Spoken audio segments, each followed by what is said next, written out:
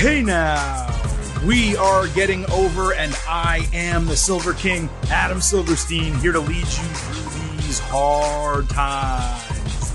With your AEW All Out 2022 Ultimate Preview. That's right, Getting Over is back once again, and it is Thursday, so you know exactly what that means. We are here to talk AEW, but we're doing it in a little different style than normal because we have one of those 4 tentpole pay-per-views All Out coming down this Sunday from, yes, Chicago. We will get into that as this show goes along. We have so much content for you here in the Getting Over podcast universe, if you will.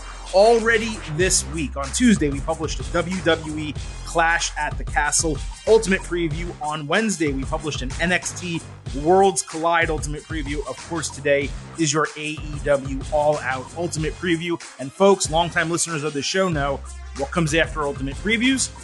Instant analysis. And we will hit you up with all of that this coming weekend, either Saturday afternoon or perhaps a little bit later Saturday, depending what goes down. We will have a WWE Clash at the Castle instant analysis, and on Sunday, we will have an AEW All Out and NXT Worlds Collide 2-in-1 episode instant analysis as soon as All Out goes off the air. So you do not want to miss anything that this show has already created and will be creating for you, our Getting Overheads this week. But I would be remiss if I got into this third Ultimate Preview of the week without reminding you that the Getting Over Wrestling Podcast is all about Defy. So please head on over to Apple Podcasts and Spotify. Leave us a 5-star rating on Apple. Also leave a written review. Tell everyone why you listen and why they should subscribe. The written reviews, in addition to the 5-star ratings, are super important. They help our audience grow. We always read new 5-star reviews here on the show. And when you listen to the words that those people write, hopefully you all understand why the written reviews mean so much, because many of our newest listeners are finding it through word of mouth, or they're scrolling through Apple Podcasts or Spotify or wherever. They see the title of the show, they read some reviews, and they say, wow, maybe I should give this a shot. And now they're hooked. They're getting overheads, just like our longtime listeners are. Also, please do not forget to follow us on Twitter at Getting Overcast. And if you're going to do that, there is no better week than this. We post pre and post show polls in which we badly want and need your contributions so we can set expectation grades and discuss final grades for pay-per-views and premium live events. And we also do live shows on Twitter Spaces, pre-shows that is, ahead of major events. And guess what? This weekend, there's 3 major events. What does that mean? 3 live pre-shows, all by following us at Getting Overcast and tuning in via Twitter Spaces. You get to contribute. I open up the mics. You can ask questions, leave comments, whatever you want. It is a great interactive experience. That is a mouthful, but we've already given you 2 mouthfuls this week, as I said, with the podcasts that we have published. So allow me finally to welcome in Vintage Chris Vanini joining us for this AEW All Out Ultimate Preview. Chris, I will say this about the AEW product leading into this tentpole pay-per-view of theirs. For the last couple of months, I'm not saying I've been out on it, like I'm still clearly watching the product and discussing it. It really hasn't been hitting for me. And the build to All Out has really been lackluster. I will say that Dynamite on Wednesday, the 2 hours, if you put it like in a cocoon, if you separated it from everything else going on in the world of AEW, it was a very entertaining go-home show. Way better of a go-home show for a pay-per-view than Raw was on Monday night for Clash at the Castle, just as an apples-to-apples comparison. That said, I don't necessarily know that it accomplished the goal of setting up a main event where you feel like everything is on the line and I absolutely have to order this pay-per-view because I need to see this main event match.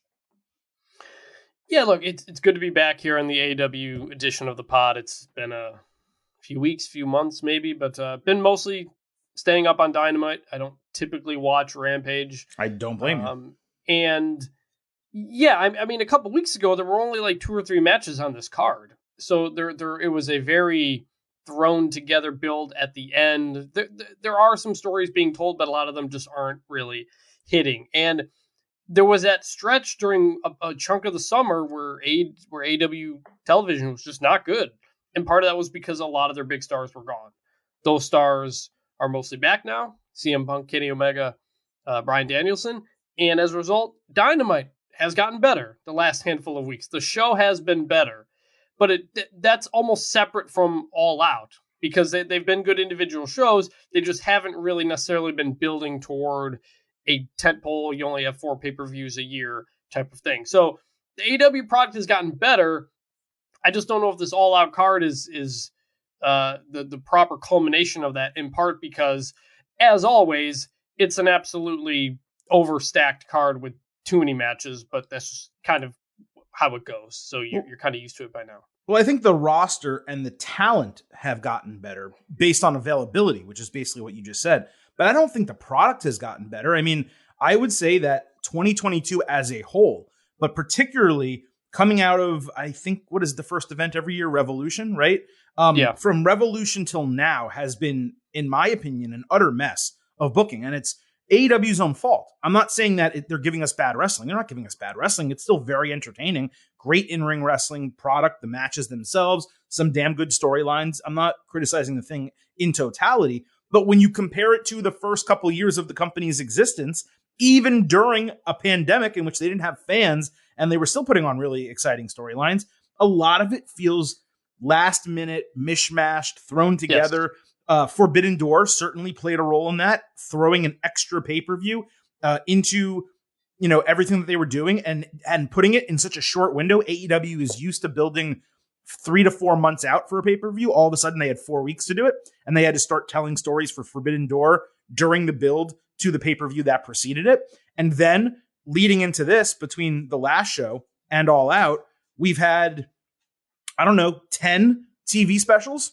Yes, like exactly. Every week was a special event where some perhaps major storylines that you would have put on a pay-per-view were instead rushed to TV. What did that mean? It meant delayed development for the actual storylines that you want to put on pay-per-view. Like, so I went to Blood and Guts. It was a really fun show. The Blood and Guts match was the big one, but again, that's a pay-per-view type of match that you're putting out on television. So by the time your pay-per-view comes around, you've already gone through a lot of the matchups you would have saved for it. And there's also a lot of situations of like storylines just never ending and not concluding. We've seen a ton of rematches recently, which is not something that AEW prides itself on or said it would ever do.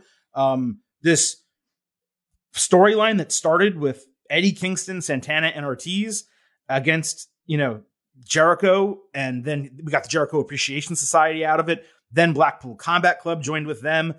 That thing lasted multiple months to the point that it's still technically going on with Jericho and Bryan Danielson, a match on this pay-per-view. So there's just a lot that has been, for lack of a better term, messy. And when it came to watching AEW and critiquing AEW for the first couple of years, it wasn't messy in many respects. Sure, there was an odd storyline here or there that we perhaps weren't into. But I think in totality, we could look at the product and say, man, Tony really knows what he's doing.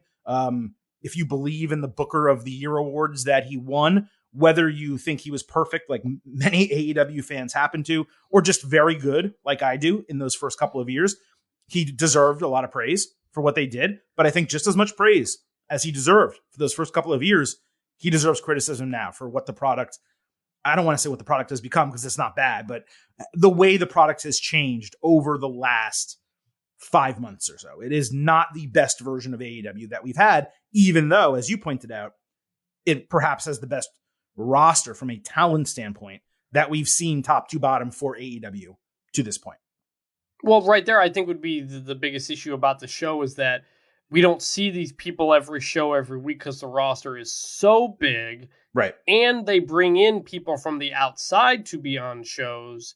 It's that, oh yeah, I forgot Jade Cargill was doing a thing. I forgot Miro was doing a thing. And then they cram a bunch of promos in real quick. And so stuff hasn't been able to really get highlighted as much. So they're like, oh, whoa, there's 14 matches on this pay-per-view. I totally forgot that story was going on. And it's a real contrast here. On the same weekend, we're getting a WWE Stadium show with 6 matches. And the next day, we're getting an AEW pay-per-view with 14 matches. Good, bad, whatever you think about it, it's going to be 2 completely different shows this weekend. a WWE Stadium show with 6 matches that has sold 63,000 seats and probably will approach 70 by the time you get to the doors opening for Clash at the Castle. It's really night and day in that regard. Now, the wrestling is going to be great on both shows. I think we're going to have some banger matches on All Out. Straight up. This is going to be a good wrestling card. But I think you and I have both agreed about this for a long period of time when talking about AEW. Really good work rate wrestling only takes you so far. And if every match is really, really good, then, you know what I mean? Like there's nothing to really differentiate kind of one thing from another or get you more excited for something than something else. So yes, we have an absolute ton to talk about on today's show. I did feel like, especially with you on the show, you're not on every AEW episode. It was a good way to like get a lay of the land, where your mind is, where my mind frame is going into the show. So the way this is going to work today, we're going to do it in 2 sections. First, we're going to break down everything that happened on AEW TV this week, Rampage and Dynamite, that does not either directly have to do with All Out or was a prelude to direct booking for All Out. Because I want to try to keep the AEW All Out Ultimate Preview section, the second section on today's show, as brief as is possible for a 14-match card. So we're going to try to break down as much as we possibly can.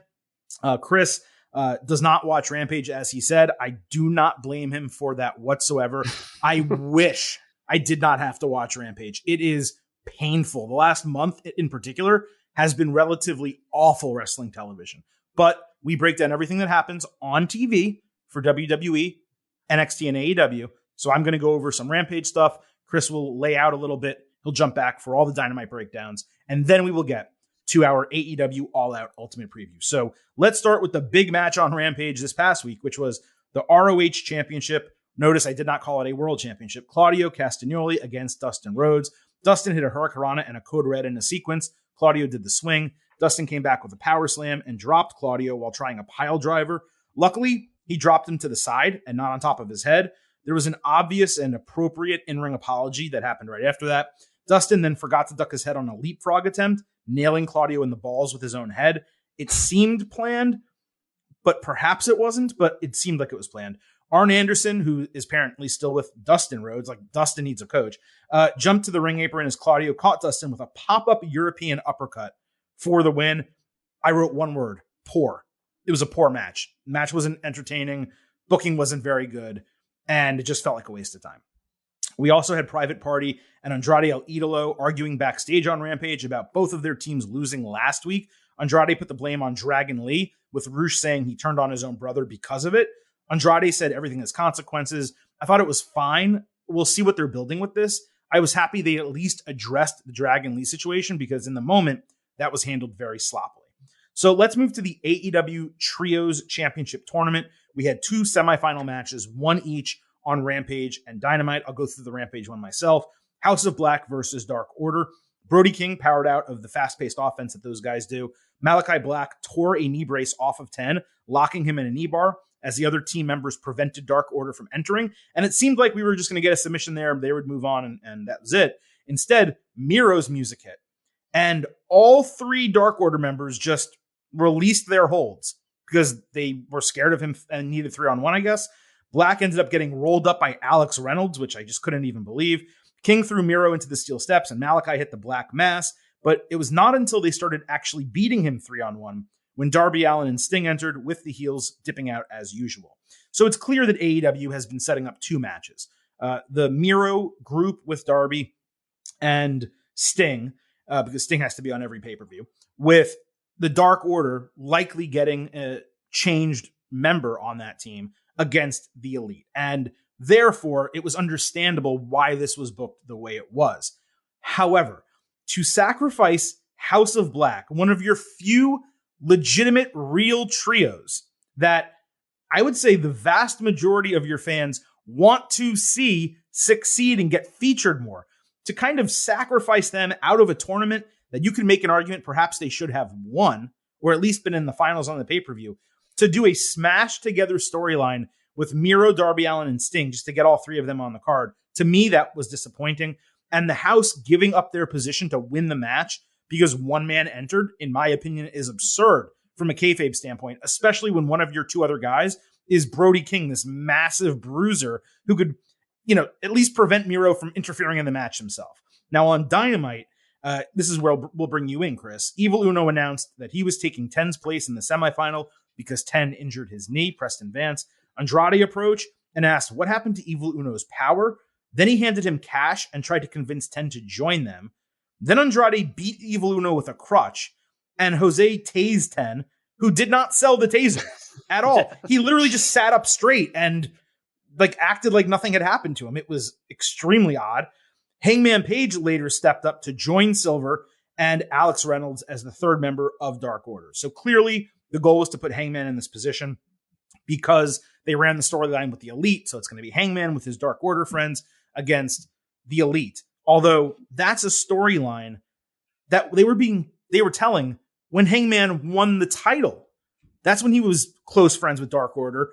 Then they separated. Now he's back with them. Maybe there's a swerve and he turns on them. We'll talk about that a little bit later. I thought this whole booking was obvious weeks ago, which is fine. It's just disappointing for me to see the Elite and all of those people dominate a new title picture as they have pretty much every other title picture in AEW at times. Here we are, the Andrade beating Evil Uno with a crutch for no reason out of nowhere with no prior feud. That didn't make sense. It felt to me like a very sloppy way to get to what was pretty much a very easy conclusion. Just have someone get injured, have another person get attacked with blind backstage, tell us who it is later, and you have Hangman on the team. Yeah, 10 getting injured, okay, fine. And I was like, oh, is Hangman not going to be on this card? He's not really doing anything. Oh, he's going to get into the Trios tournament now. Okay, that makes sense. But then you get the tasing thing on Dynamite, and where did this attack come from? Why do you want Evil Uno on your team? He's not a threat. And then the tasing, I was like, wait, did he just tase him? Or did he just no-sell a tase? That was weird. Look, the Hangman Dark Order thing, sometimes in my mind I mix up what is what, but they have been doing a lot of Hangman Dark Order stuff on Being the Elite. So that if you watch that show, this is not a surprise. Hangman was training them. He was doing all these different things. They showed some on television of the Young Bucks wanting Hangman, but him turning them down, wanting to support the Dark Order. So it makes sense. That was on TV. That was on TV. Yeah, also. Right. That's what I'm saying. That part was on TV. So it got kind of convoluted, but it got to a spot that makes sense. So I get it. But you're kind of getting to what we have talked about previously on the show, which is I should not be forced to watch Being the Elite to get the full breadth of the storyline. Now, I'm not saying I don't understand the storyline just on TV. I do. They told us enough to kind of make it a legitimate storyline. But if you're going into depth on it, on Being the Elite, well, how about you don't give me the random Wardlow, Ryan Nemeth squash match and give me a little bit more storyline for one of your big matches, one of your big storylines on one of your television programs. When Rampage started, I actually thought it was going to be a mishmash of matches with some Being the Elite type of vibes in there. And I still think to this day that would get higher ratings and would be a more entertaining program. So why don't they use their TV time to do stuff like this? I just don't understand. It was very frustrating. Let's move to the second semifinal. The Elite against Will Ospreay and Aussie Open. This main evented Dynamite. Ospreay was about to cut a promo earlier backstage when Don Callis said he's not the next Omega. He's great on his own right. So Ospreay never actually cut a promo. He never said anything. Candidly, I missed a good 5 minutes of this match because I was watching Serena Williams in the US Open, but I did see the vast majority of it. Omega and Ospreay opened. Ospreay hit a corkscrew from the top rope outside. Ospreay then flipped out of a Snapdragon and hit Omega with a Hurricanrana. Omega dodged a handspring tope, hitting a Snapdragon outside. Nick Jackson went on a really sick run. Ospreay then mocked Omega's V-trigger. Ospreay somehow countered a V-trigger into a Liger Bomb. It was crazy. The Elite came back with a huge sequence, including a V-trigger and super kick party for a broken fall. Ospreay caught Nick with an Oz Cutter as he tried a Meltzer driver. Ospreay then nearly broke his neck, doing a shooting star version of a Meltzer driver. His neck literally landed perpendicularly against the guy's ass crack. And it was oh my God, he almost snapped his neck on the guy's ass. It was absolutely wild. Omega countered Hidden Blade with a V-trigger. The Elite hit triple super kick party. Ospreay countered Omega's V-trigger with a pump knee. Then the Elite caught Ospreay with a leapfrog indie taker. Omega went for a cover, but Ospreay wasn't legal. Omega then caught Fletcher with a V-trigger and one-winged angel for the win to advance to the finals. So look, the spots were incredible. The wrestling in terms of ability, execution, moveset, all of it was fantastic.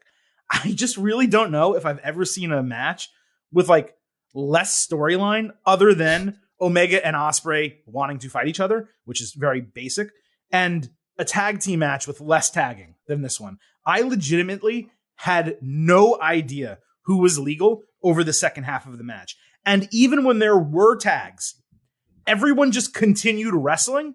So you quickly forgot who was actually legal. Ospreay was outstanding. The guy has been on a crazy run. I gave it 4.5 stars and an A because you just cannot diminish the entertainment value here and the ability. But this was the definition of a spot fest. At least the right team won with the right person getting the final fall. This really did feel like the final. I know they're doing the elite angle. Kind of felt like the elite angle should be on TV, and this match should have been on the pay-per-view. I just wish they saved it for All Out. If I'm going to spend $50 for something, I'd rather get this. Guess what? The Omega and Elite team against Hangman and Dark Order team still would have been a highly rated main event for Dynamite. So we'll see if there's a surprise, if Hangman turns on Dark Order and joins the Elite, and therefore it's pay-per-view worthy. I don't think that's going to happen. We'll talk about the prediction later, but this was fantastic wrestling. Very, very, very exciting. I know a certain person will give it a 5-star rating on Friday. This person will not be doing that. Yes, it was not to that level, but it was very, very, very, very fun. I wasn't on the show before, but when Kenny Omega made his return and Justin Roberts did that long, convoluted explanation bit on Kenny's return, I hated that because it took away from the moment a little bit. It was less impactful. I know it's something that they do. I get it. But for that to be the moment was weird. But I loved it here. I love that Kenny Omega's entire entrance was Justin Roberts shitting on Will Ospreay, saying he's not as good as Kenny Omega. I thought that was very, very funny. And frankly, that, the build-up, and even the match itself, I was just like, I just want to see Kenny Omega versus Will Ospreay. Like, I know we're doing the trios match, we got to do that. I'm glad they gave us a good chunk of Omega Ospreay. Like, they didn't keep them apart or anything like that, so we did get it. But I just kept watching this match thinking, man, imagine if this was just Kenny Omega versus Will Ospreay right now. So that was just kind of in my head, but it was a really, really fun match. The moonsault Meltzer driver, frankly, doesn't even make sense because your body's flipping the opposite direction, but it was still crazy. Thankfully, he's okay. Nothing bad happened. Nothing more to really say other than this was just a lot of fun, and it's the kind of match you would have thought they wanted on the pay-per-view, but I guess not. You made a good point about Omega Ospreay. Like, that's the match we all want. I am of the impression, at least right now, that we will wind up getting Omega Ospreay at Wrestle Kingdom. I think that's going to be the make good for AEW, with New Japan bringing all its people to the United States, allowing the first Forbidden Door at least to be in the United States, having Ospreay on TV all these weeks, being involved in the tournament, people who were involved in the All Atlantic title tournament, other people from New Japan who have showed up periodically in AEW, Minoru Suzuki, etc. I think there's going to be a lot of AEW talent actually on the Wrestle Kingdom card. I wouldn't be surprised if we get Bryan Danielson and Zack Sabre Jr. there, matches like that. But one I think we will for sure get is Will Ospreay and Kenny Omega back in the Tokyo Dome, full crowd, able to cheer. It's going to be a really big moment for New Japan. So look for that to come in the future. All right, got a little bit more to do, and then we'll get to the ultimate preview. On Rampage, Ortiz and Ruby Soho fought Sammy Guevara and Ty Mello. Ruby hit Sammy with a poison Rana, but ate a diving crossbody from Ty, who later pump kicked Ortiz. Soho hit her with no future, but Sammy broke the fall by lifting Ruby up by her waist, I guess because he can't kick her. Angelo Parker distracted the referee as Anna Jay threw Ruby into the steps. Sammy then caught Ortiz, who was bladed at some point, with a flying cutter for the win. I like mixed tag team wrestling personally, but I always find it strange that the women can hit the men, and obviously the men can't like go lariat a woman or something like that, at least on national television. But they don't even break up a fall with like a kick. Like they literally have to pick up a woman and move her like she's a delicate flower when she's in the middle of a wrestling match. So I wish they were a little bit more real, but it was fine. What sucks is I'm almost positive they are doing an exact rematch this coming week on Rampage, which is just mind-boggling. Also on Rampage, we had a TNT title match, Wardlow against Ryan Nemeth. Dolph Ziggler's brother insulted Wardlow before the bell. At the bell, he ate a headbutt, lariat, and 4 powerbombs for the win. The All Out challengers watched from the stage. This was a total waste of time. On Dynamite, the wingmen were in the ring complaining about screen time when W. Morrissey, the former Big Cass, entered to, I would say, modest cheers. He cleaned house of the jobbers, and then Stokely Hathaway walked down and handed him a business card. Tony Schiavone asked Stoke what the deal is with the cards. He flipped out on him for no reason. I'm confused a little bit as to why Stoke has to keep handing people business cards. Why couldn't he have been the one who brought Morrissey in specifically for being part of his group? Why is he handing him a business card after the fact? That didn't really make sense. Anyway, Morrison is, or at least was, a free agent. So my assumption here is that he signed with AEW. I do not believe we got W. Morrissey as All Elite as a graphic.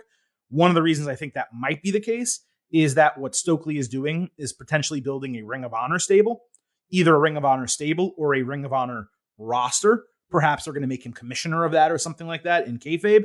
I don't know exactly, but I do think that is a possibility.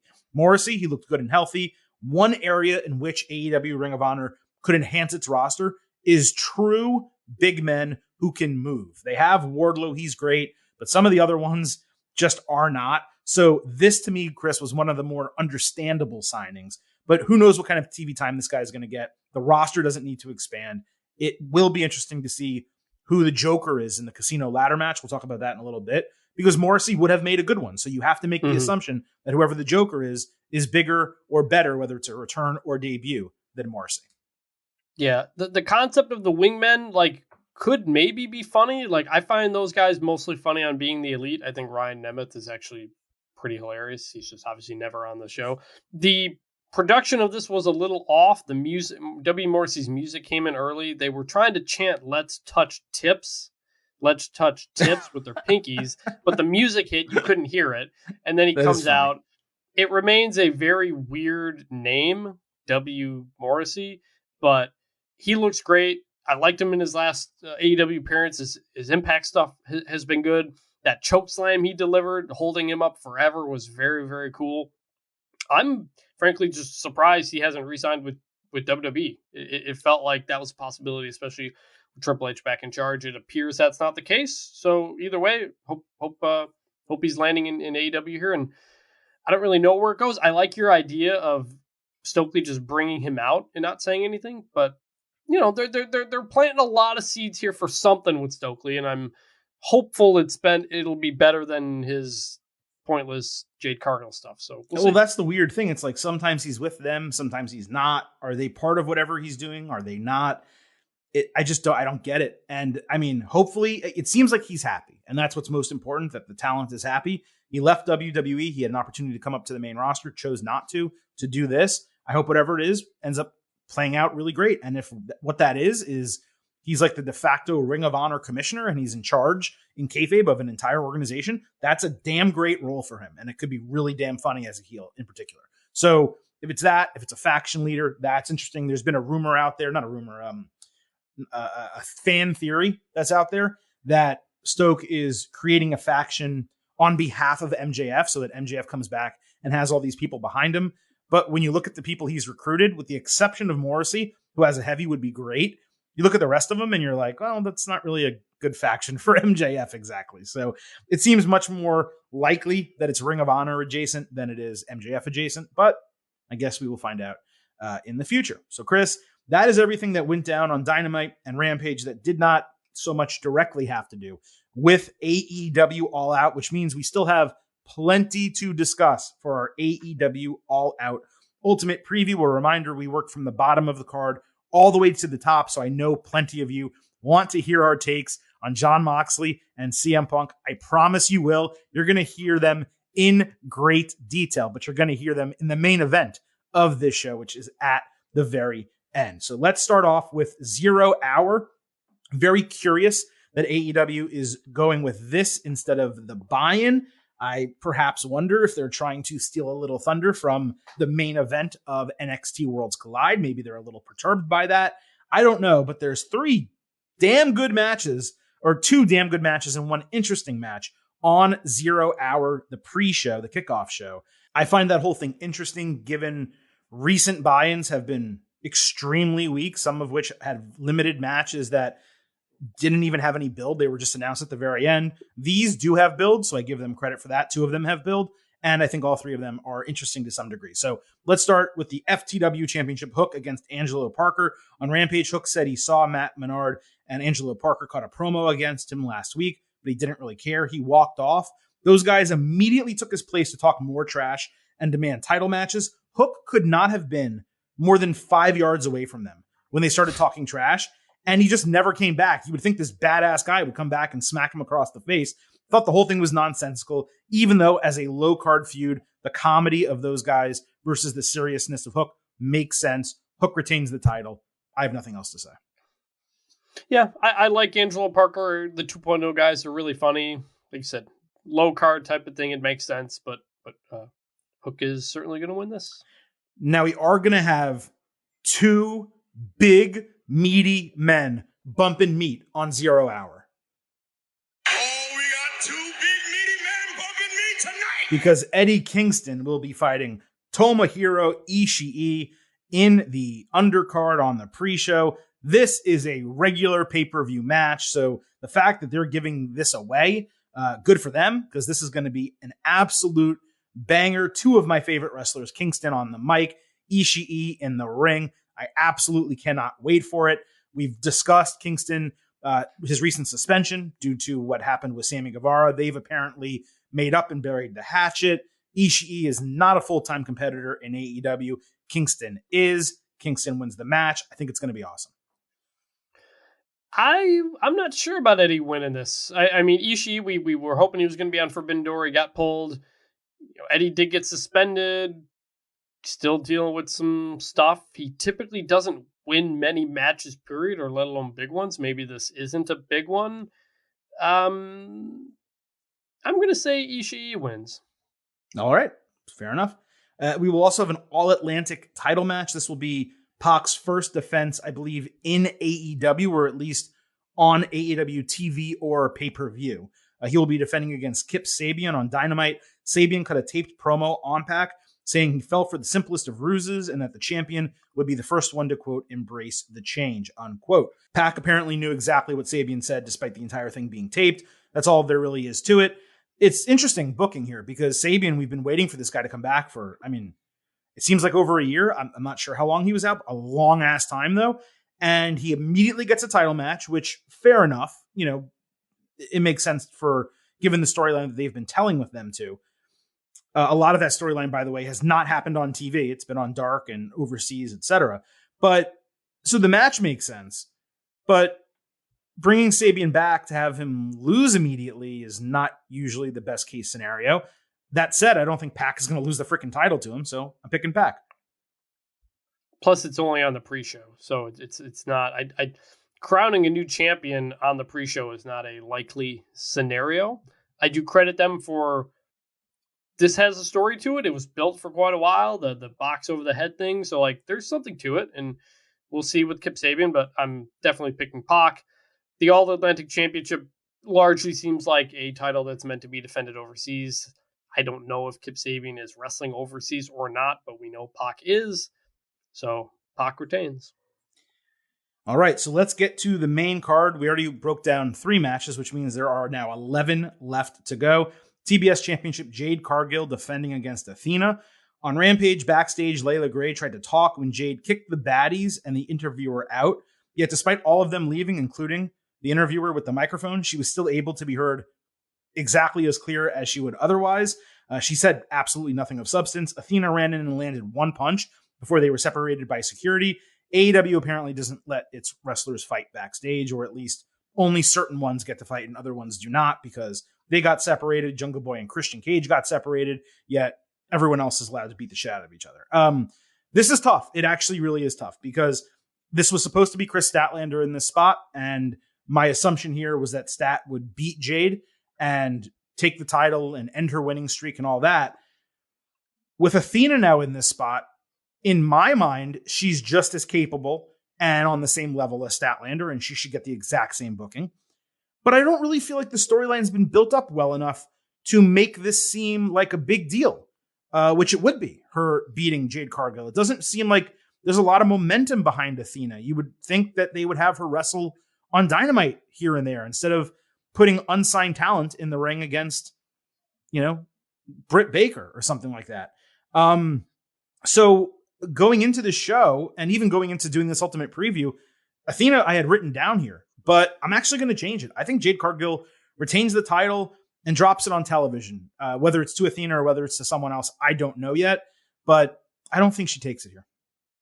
It is tough. There's not a lot of momentum with Athena, but there's not a lot of momentum with Jade either. She's just kind of been floating around for a while now. The Stokely Hathaway stuff has not done much of anything. It feels like maybe she's hit a ceiling at this point, and maybe a change-up would be good. Freshen up that division. I don't know there's not much left for Jade Cargill to do unless she gets into the women's wrestlers who are typically around the AEW Women's Championship picture. But she's still very much one of those faces of the company. She's on the front of the posters and all that kind of stuff. And to me, this is kind of not low stakes, but low interest enough that I think she retains. All right. Ricky Starks is going to fight Powerhouse Hobbs. On Rampage, Hobbs fought a jobber, Ashton Day. Hobbs mocked Starks and won in a squash, basically with a spine buster. Backstage, the factory had Starks held down on a chair, bleeding from the mouth, when QT Marshall put a watch around his fist, and I'm not even exaggerating, lightly tapped Starks in the collarbone with it, and he sold it like it was death. How the hell they could not have just reshot that and executed it better, I have absolutely no idea. It was absurd. I still don't understand why this massive, giant Powerhouse Hobbs at first didn't want the factory's help and now wants their help stopping Ricky Starks. I don't understand why the factory gives a shit about their feud or cares about keeping Ricky Starks down. This was a hot turn when it happened after Starks lost the FTW title, and then they kind of didn't really have them on TV interacting with each other. They had them just cutting promos separately. Hobbs not really doing much of anything. And now here we are kind of going into the match. The booking theoretically should be Ricky Starks winning, but maybe with the factory, there's some interference and they cost him it and Hobbs wins. I'm going to go with the babyface in this section because I have to believe they're building up Starks for something, and having him lose to Hobbs and then running a rematch, I don't really know that makes any sense. So I'm going to have Ricky Starks go ahead, come out of this beating Powerhouse Hobbs. I'm in that same spot where it feels like Ricky Starks is starting to get pushed for something bigger. That big promo he cut a couple weeks ago, really good stuff. I've been a fan of his more and more. The more you see him, he's getting better and better. Fans are getting behind him. He feels like a new top guy type of thing it can have. That doesn't mean he necessarily gets in the world championship picture right away, but he's ready to move up. At the same time, we've seen plenty of AEW stories where someone you think should be in a higher spot just kind of toils with the same feud that goes in circles and circles. And I could certainly see Starks and Hobbs wrestling each other like 4 times or something like that over the next month or two. Like it's possible. But so basically the Team Taz storyline for anyone that joins the AEW, but within Team Taz. So like instead of it being Keith Lee fighting Team Taz for 10 weeks, it's Team Taz fighting itself for 10 weeks, basically. Yes. Like it feels like that's possible. That said, I'm going to pick Ricky Starks. I'm going to say I hope he gets the win and they move him up because they think now is the time to do something with him. Where he goes from there, I don't know, but he's a dude, and I think he should get a win here. He is indeed a dude. That is a good way to put it, Steve Adazio. Wardlow and FTR are going to fight Jay Lethal and the Motor City Machine Guns on Dynamite. Wardlow and FTR fought 3 jobbers. FTR hit the big rig. Wardlow hit 2 power bombs for the win. There was no standoff or promo battle. There was nothing afterward. I thought maybe we'd get both Motor City Machine Guns in there to do some action with FTR to kind of preview the match. We didn't get that. Look, I've been very critical of this over the last few weeks. I don't know, Chris, if you heard my takes on the entire thing, but yes. I'll briefly repeat them again. Wardlow should be defending the TNT title against a legitimate challenger. They've done nothing with him since the MJF feud. FTR has been the number 1 contenders for the AEW World titles for months, and they haven't gotten a title match. They have all of the other championships, and they could have defended any of those, including the Ring of Honor ones, which are under AEW's umbrella, against a really good tag team, including perhaps even the Motor City Machine Guns, if you wanted to do a storyline on TV. Or they could have been going after the AEW titles. Obviously, the Trios tournament created some issue with that initially because the Young Bucks were the champions. Now Swerve and Our Glory is the champions, and theoretically, you don't want to beat them so quickly after they won the straps. So FTR has been, they're still hot. They still got a big pop on Wednesday night, but FTR and Wardlow has been completely cooled down.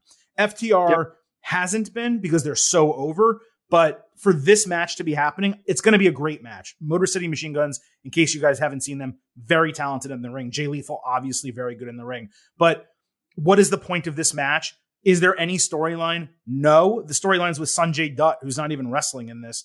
Jay Lethal, we've seen him on TV far too much. And the one thing it had going for it was, wow, Wardlow maybe will powerbomb Satnam Singh. That'll be an impressive feat. But I think Tony Khan realized, well, if we do that, then Satnam Singh's dead. Like, he's worthless, right? And he already is worthless, but he'd be even more worthless. He'd be in the ground. So they did this instead. It's going to be a fine wrestling match. The baby faces are going to win, Wardlow and FTR. But the fact that you're doing a 6-man tag team match on a show where you're crowning a trios champion, and Wardlow and FTR theoretically could have been in the trios tournament, perhaps could have, you want to add to FTR, have them have a trios title in addition to all their tag team titles. That's a really strong team. So it's messy. I don't like any of the booking or storytelling for this. I think the match will be good. Wardlow and FTR win. Match will be good. Baby faces win, but this booking has been a complete mess and is really a highlight, a perfect illustration of the AEW booking issues at the moment. They handled that Wardlow build up to the MJF stuff basically perfectly. Like, you couldn't have set it up better to establish a new guy, and they had no plans after that. And he's just been wallowing, doing nothing for a long time now. And fans still like him when he shows up, but man, like, there's nothing going on with this guy, and it sucks. With the FTR stuff, it's been very strange. Like, they've been the number one in the rankings for the AEW tag team titles, but like, you obviously don't want to have them have all the titles necessarily. What I think they should do is, if you have a Ring of Honor title you're not in the rankings for AEW titles because you're off doing your own thing. Like, the Intercontinental Champion is never like first in line to fight the WWE Champion because you're doing your own thing. So like, if you have Ring of Honor TV title, world title, tag team titles, you're not in the rankings. If FTR was not sitting there at number one in the rankings for weeks, months now, then it wouldn't feel like we're just waiting for them to do something. It wouldn't feel as much like they're doing nothing, even though they are doing nothing. This will be a fun match. You got to figure out what to do with these guys. I get they changed the match because the original 6-man match was an even worse idea. I do think there's a strong possibility we still get the Wardlow powerbomb at the end of this. Like, the faces win, Satnam Singh and Sanjay Dutt come in and start to beat him up. You have a brawl, Wardlow powerbombs him, and that's the end of the bit. And I think that'll be fine. Crowd will love it and everything, but like, moving forward, you got to have a plan for these guys, and it feels like they have not had any plan for quite a while. That is completely true. Speaking of 6-man tag team matches that are not part of the Trios tournament, we have another one, as mentioned earlier, Miro, Darby Allin, and Sting against House of Black. Miro said he would take down the house, even though those who have partnered with him in the past have suffered. Darby said Malachi needed Brody King and Buddy Matthews, but they didn't need him. Miro then promised to basically like kill all pagans or something like that. I get lost. I really do get lost with his Redeemer promos. I love him. I'm glad he's cutting good promos, but they just lose me every time. So this is interesting, right? You can make a case for House of Black, right? They can mist them and win. Julia Hart can get involved and cost one of them. AEW, it seems, refuses to pin Sting. It doesn't seem like it's going to happen. Miro isn't going to get pinned in his return. That leaves Darby Allin as the one person on that team who can take the fall. House of Black, Buddy Matthews, Brody King, both of them can take the fall. I don't think they would pin Malachi Black. So I look at it on what's more likely to happen. The baby faces with Sting going over and getting a really big pop in Chicago with on Miro's return match, I should note, or House of Black, which has been there and they just haven't utilized and they didn't care enough to feature in the trios tournament in terms of putting them in the finals, or them beating 3 huge baby faces. I don't see it. I hate to go with another baby face win here, which is really the direction I'm heading so far. But I do have Miro, Darby Allin, and Sting winning this match. I'm going to pick the House of Black just because got to pick a heel somewhere, I think, maybe. And considering what happened to them at the Trios tournament, maybe this is kind of like the makeup. House of Black is a situation where I think the individual pieces are greater than the sum of the parts. I think Malachi Black, Brody King, and Buddy Matthews individually are spectacular, but House of Black just does not hit for me. The entrances are fine, whatever. Like, they're not scary. They lose all the time. And it's like, I don't really know what the point of it is. It's almost like too much spookiness stuff, like pull it back a little bit. But I think they get the win here, and maybe they do something later on. I don't know. They've kind of just been doing nothing for a while, but I'm going to pick House of Black. Interesting. Okay. Didn't think you'd go that direction, but good pick. I think there's a legitimate reason to have them win. I just don't know that they're going to. Casino ladder match: Claudio Castagnoli, Wheeler Yuta, Penta Oscuro, Rey Fenix, Andrade El Idolo, Rush, Dante Martin, and Joker. That has officially been announced last minute Wednesday. On Dynamite, we had 4 of those men in a fatal 4-way: Phoenix, Rush, Martin, and Yuta. There were like 8 consecutive topes, including a tornillo from Martin. Yuta eventually pinned Martin with the seatbelt. It was a very entertaining match. It was not worth doing a full breakdown of the entire thing, given it didn't have any value or meaning on what we're getting at All Out, but it certainly was exciting. With the 4 luchadors in this match and Dante, this is going to be a spectacle. There's no question. I'm guessing Samoa Joe is going to end up as the Joker if I had to make a prediction, which I do. That is my prediction. That would put all 3 Ring of Honor singles champions in this match. It would also give them a second base guy because everyone else is high flyers, but Claudio and Samoa Joe could be the base guys. In terms of a pick here, really, really difficult. Penta and Phoenix never win anything, so I'm not choosing them. Wheeler Yuta certainly doesn't need more of a push than he's already gotten. Dante Martin in a title match doesn't make any sense.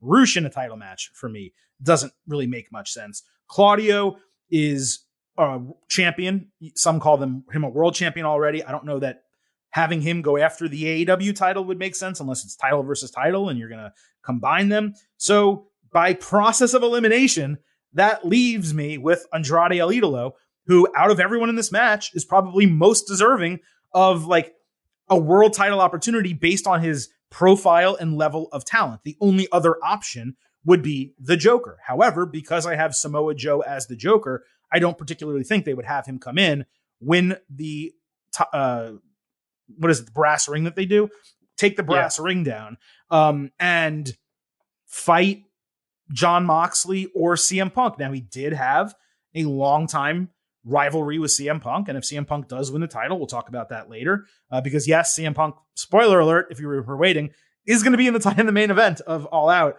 Perhaps there's a reason to do that, and then you get to promote that. It just seems unnecessary. I'm going to go with Andrade. Just to pick somebody else as a Joker, I'll say W. Morrissey. I think everything you said about Samoa Joe makes sense. So not a surprise then for Morrissey. Yeah, not as much surprise. Just to pick somebody else, just another option. You know, I think about the casino ladder matches and who wins the brass rings, and if they ever mean anything. Like, this isn't like Royal Rumble, you're going to WrestleMania. It's typically somebody gets a TV match and they lose, and it's whatever. So there are a lot of different ways you could do it. You could have Samoa Joe win. You could do Samoa Joe CM Punk. I think that's right up Tony Khan's alley in terms of something he would book. I also think it'd be cool to just like, if you're just going to do a TV title match, giving it to like Dante Martin or something like that, and just like giving him a spot and letting him look good, and then try to say you're building the next guy. So I think there's a lot of possibilities, but ultimately I was also going to pick Andrade because he's as much as anybody on this, a guy who's got just enough credibility left that you can put him in a title match and be like, oh, it's Andrade. But he loses and has no chance of actually winning. Both of the guys going for the title are faces mostly. So a heel winning makes sense as well. So I'm picking Andrade as well. Man, see, you can't complain that we pick the same shit and then go pick my guy in a ladder match with 8 people in it. You can't do that. Well, I'm not eliminating Wheeler Yuta. I'm not eliminating. I know. I'm Dante just giving you Martin. shit because you don't like them when we pick the same stuff all the time. I know. But in a situation where there's literal as much variety as possible, you choose the exact same. There guy, is. so. This is what we said on the Clash at the Castle Ultimate preview when we picked differently in the world title match, and then I convinced you to go the other way. But like, you did. No, it's fine. It's a fine pick. I'm just giving you a hard time. I think I don't even want him to win it. Like I don't care about Andrade at all. I don't want him to be the guy. They have not made me care about him at all. The opposite. I care less. I care less about Andrade now than I ever have before. I could not care less. But you know what? Let's just change it. Let's just change. Do it for the sake of it different. No, I'm picking Dante Martin. All right, you're going. Okay, fine. I'm going to still count it as Andrade as your pick, but Dante Martin. Only if it counts, yes. Let's move on. Jungle Boy against Christian Cage on Dynamite. Jim Ross did a sit-down interview with both guys. Christian said he'd make Jungle Boy a has-been at age 25. JB said he loved Christian at one point, but now he hated him. He said Christian is not fighting Jungle Boy, but Jack Perry on Sunday. Decent enough. You go ahead. Pick this first. I'll give you one. This sit-down segment was better than Jungle Boy doing a promo in the ring when he got wutted a couple weeks ago. It was a good setup. When Jungle Boy says you're not fighting Jungle Boy, you're fighting Jack Perry, and Jim Ross is sitting right there, I was like, JR must have popped for that. Now that he's officially calling himself Jack Perry. He should have like tapped him on the leg, like, "Hey JR, listen to this. I'm Jack Perry," you know. I'm gonna pick Jungle Boy. I feel like it should be him, but like I also feel like we've had so many AEW pay-per-views where you have a clear like, okay, here's the next step making moment for this guy, and it doesn't happen. Like I think it was the last pay-per-view when we thought Jurassic Express would drop the belts, and then they just didn't, and then did a few weeks later. So like I could see Christian winning this, and then Jungle Boy like winning in a stipulation match a few weeks later. That almost feels most likely, but I guess I'm gonna pick Jack Perry. All right. Well, you can see it. I'm gonna predict it. I do think Christian wins this match. I think that there's an interesting dynamic that isn't being discussed that much with Luchasaurus, where he way too easily turned heel and flipped back to Jungle Boy. Yeah, that did not make any sense. The only way it actually does make sense, and look, maybe I'm trying to fix their booking, and it's not going to happen, and I'm just a dummy, and Jungle Boy wins, and everyone cheers, and they move on. But the way that makes sense is that Christian basically tells Luchasaurus, "Hey, pretend to be his friend. I'm going to fight him when that time comes. You're there. You have my back. I'm able to take him down." Realize Luchasaurus, since he's turned back face, he hasn't dropped the look. He hasn't dropped the music, the fire, any of that repackage. You would think if someone was going heel and face that they probably wouldn't come out to what seems to amount to a heel entrance. So maybe I'm thinking too much into it, and it's AEW, and most of the time AEW is very predictable in its booking. And again, sometimes predictable things are good. I'm not saying that's a bad thing, but they are predictable. And the predictable outcome here would indeed be Jungle Boy winning. And I think that would be a totally fine outcome. But I'm going to swerve it. I think Christian wins due to some underhanded tactics, and I completely agree with you. Since AEW loves doing their special events, perhaps they do this at Grand Slam, or maybe they throw 6 other special events in between now and then, but I could see them having a stipulation match to settle it that Jungle Boy ultimately wins. I just don't think it's going to be here. I totally forgot about the Luchasaurus thing, and that makes me change my pick. You're right. God. Luchasaurus is gonna come back. He's gonna show up, and he's gonna cost Jungle Boy the match. It's right there. I completely forgot about it. He flipped back to face, but he's never hit Christian. He's never like done anything. He's just kind of helped Jungle Boy a little bit, and it has seemed obvious for weeks. I just hadn't seen him in a week or so. I forgot about him. That he's going to flip back to Christian. So I know it's the same pick again, but I'm picking Christian. I'd forgotten about the Luchasaurus. I convinced Joe. Hopefully I convinced some other people. And here we go. We'll all be wrong. Jungle Boy will win and nothing will happen. And we'll just move on with our lives. Isn't it funny, by the way? Maybe it was coming out of Revolution. I don't know when it was, but all of a sudden there became this storyline of like how great of a job AEW was doing with its 4 pillars and bringing them up. And Jungle Boy, this storyline has been, it wasn't dead on arrival necessarily, but it jumped the shark really early. I don't give a shit about it. The Ricky Stark storyline, good initially. It's jumped the shark as far as I'm concerned with the factory getting involved and all of that type of stuff. MJF is nowhere to be found. Obviously, if and when he comes back, potentially at All Out, maybe. That will be a big moment, undoubtedly. Sammy Guevara has completely fallen off in every conceivable way. So all those pillars that were getting praised 4, 5, 6 months ago are in the exact opposite situation that they were in all that time ago, when it looked like they were really going to be the next era for AEW. AEW was getting ready to really push and focus on them. I said Ricky Starks. I'm realizing now Darby Allin is the other pillar. Yep.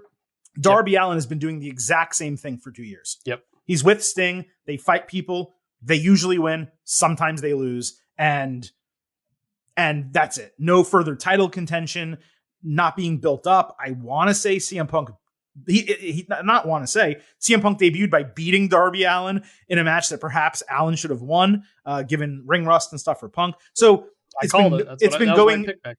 been going nowhere for Darby Allin, is my point, in addition to all this other stuff. So my point is the state of the pillars going into All Out, at least, is nowhere near as strong. There's some cracks in those pillars as it was all those months ago when we and many others were praising AEW for that. Few more matches. They're not the pillars anymore. It's the Elite. It's Moxley. It's Punk. It's Bryan Danielson. Well, the concept of them being foundation. The concept of them being pillars is that they're the pillars, the foundation of which the entire thing is being built on. Not in that they're the biggest stars, but that they're the future and they have the longest tenure. They're going to have, or theoretically, the longest tenure with the company. Therefore, they're the structure. Yeah. They're the base of what is to come for the future of AEW. Whereas CM Punk, Jon Moxley, Bryan Danielson, all these guys, they're the window dressing. They're the outside. They're getting people to watch the show. Yeah. But you're right. Because of the number of talents that Tony Khan has signed and is continuing to sign, those guys who are getting over at a young age and they're all over. I'm not saying that none of them are over now, but the level to which they're over and the level to which they're being featured is drastically different than it was 6 months ago. And certainly even before that, when all these people started joining AEW. It's a disappointment for me. It just is. So we have a handful of matches left here. The tag team championships, Keith Lee and Swerve Strickland, Swerve in Our Glory, defending against The Acclaimed. There is hardly a storyline for this. The Acclaimed are only getting a title match, I think, to get these guys, Swerve in Our Glory, Keith Lee and Swerve, on the show. There is zero chance that they win the titles. I don't even know what else to say. All the other tag teams that probably should have been in the title match are either in the trios tournament or they're FTR not being given an opportunity. Yeah, this put your tag team championships on the actual card, which is one thing, but also getting the Acclaimed on the card was important. These guys are so freaking over right now. Like, even when I went to Blood and Guts, when that music hits for their entrance, like, everybody's like, oh, here we go. Everybody gets excited. Everybody stands up. Like, they have something right now. I want them to win the tag titles. I'd love for it to be here because I don't think Swerve in Our Glory to me is just nothing. These are singles guys. They need to be in single situations. I would love for the Acclaim to win the tag team belts. I don't know if it's their time yet necessarily, and I'm not picking them. I'm picking Swerve in Our Glory, but the Acclaimed really have something, and I hope they get their moment before. I hope they get the titles before their moment kind of passes. Yeah, I mean, I think their ceiling is only so high. I really like Max Caster on the mic and, you know, the freestyles or the scripted raps that he does going to the ring. Anthony Bowens, I find endlessly entertaining. I think they're a really fun tag team. In this company where there is such an onus put on wrestling and work rate, the number of tag teams that are in this company that are not being featured for one reason or another, for the Acclaim to rise up and get this opportunity. I think the Gun Club was in the top 5 at one point. They may still be. To me, it's ridiculous. They're really good. They're entertaining. They should be on TV all the time and featured. Do I need them to be tag team champions in AEW before a lot of other teams are? I just don't. Right, but one of those teams was Swerve in Our Glory, who doesn't need to be. They don't even need to be a tag team. They don't need to be it either. Yeah. I look at the Acclaimed. And I know this is a completely different company, but I look at the Acclaimed and I see the New Age Outlaws of like a group that was just a big star. They're not the best wrestlers, even though they're solid wrestlers. Like, they're not the guys you come to see do amazing wrestling moves. And in this company, the ability to do certain wrestling moves is the biggest thing you have. But it also makes them stand out from everybody else in that they have their own. They have their own thing that they do. They're perfectly fine in the ring. They're more than just wrestlers. I think anytime you can find that in AEW, it's good. I agree that there's other people who should have the belts and whatever, but you've got so many tag team belts in this company now. The Acclaim should get some at some point. I mean, look, you want to make them the ROH champions? I'm down. Trios champions with Billy Gunn. Not now, obviously, but eventually down the line when those belts aren't as important as they are right now, maybe I'm okay with that. Do they need to be the AEW World Tag Team Champions? I don't know that I agree. The New Day New Day Outlaws, the New Age Outlaws comparison. I know that the Outlaws were shticky. I get it, but they were adult and serious. These guys are shticky and corny. No, they were. They in many, not their entire run, but they beat the shit out of people. They were cursed. Like it was adult.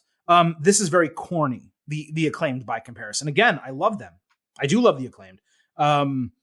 I don't need them to be champions. Not everyone needs to be champion. I think there's a lot of potential, like going heel, doing something like that, beating the shit out of people. I think there's a lot more you can do with them, and I hope they get that chance. We'll see. Look, they're young, so if they develop their characters and gimmicks, and it changes a little bit, then there's definitely that possibility. In terms of right now, the way they're composed, I don't need it. Bryan Danielson against Chris Jericho is scheduled for the card. We did have a lot happen on Dynamite here.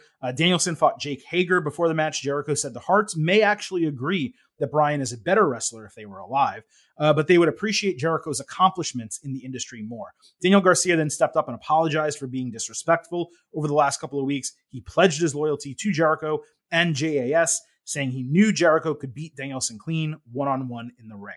As far as the match, Hager immediately put Bryan through that table outside. He reached the ropes to escape the label lock and caught Bryan with a Uranagi, but Danielson came back with the Psycho Knee for the win. Really fun match, man. I am not a Jake Hager fan, but they worked really well together. No surprise, it's Bryan. 3.75 stars on the B+.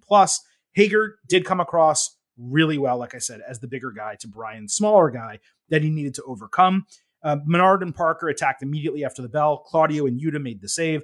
Jericho ran down with a chair, but Garcia followed and pulled it away from him. Jericho was incensed, and Bryan caught him distracted with the Psycho Knee.